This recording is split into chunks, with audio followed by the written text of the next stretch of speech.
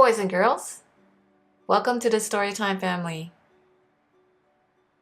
We are going to be reading The Bear Who Stared by Duncan Beatty. Let's find out what the book's about.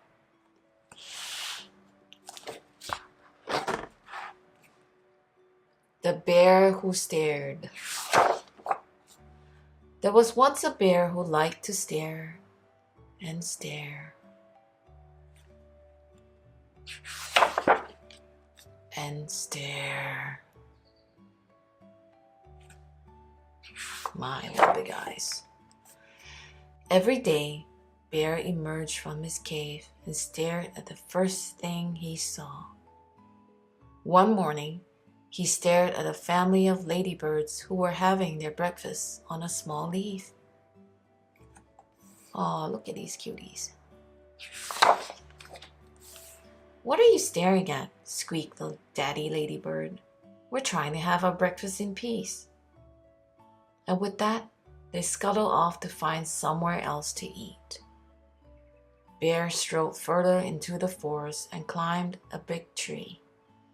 He stared at a bird feeding her chicks in their nest. Can I help you? Asked the bird. Bear did not answer. He just stared. The chicks did not like Bear staring at them. He was putting them off their dinner. Go on, shoo! Squawked the bird. Get on the ground where you belong. Bear climbed down to the forest floor where he spied on a badger's set. He poked his head into the entrance, and I'm sure you can guess what happened next. Oi! Stop gawking! Barked the badger, and he bit poor Bear on his nose.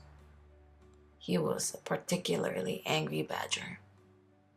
Bear pulled his head from the badger's set with a pop and skulked off, rubbing his sore nose. Before long, Bear found a log to sit on by a large green pond. He sat and pondered by the pond. Bear didn't mean to annoy all the other animals.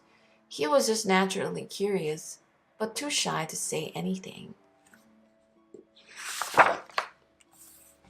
I've seen that look before, said a small croaky voice coming from the pond. Bear looked down and saw a plump little frog. Bear stared at the frog.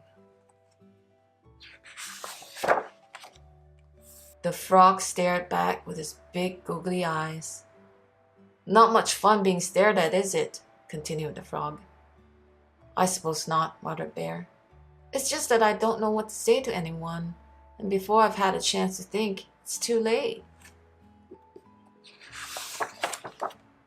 Bear stared into the water and saw another bear staring back at him with the same wide, curious eyes. He looked just like Bear in every way, but this bear wobbled and was a strange green color. Then something extraordinary happened. The green bear blinked and his mouth turned into a smile, which turned into a big happy grin.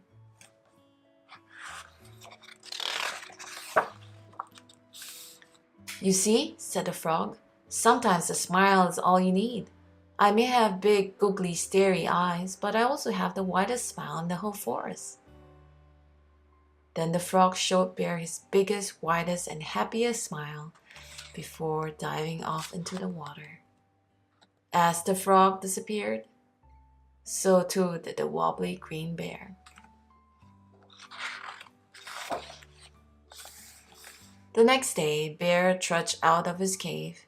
He saw the ladybird family enjoying their breakfast on a small leaf.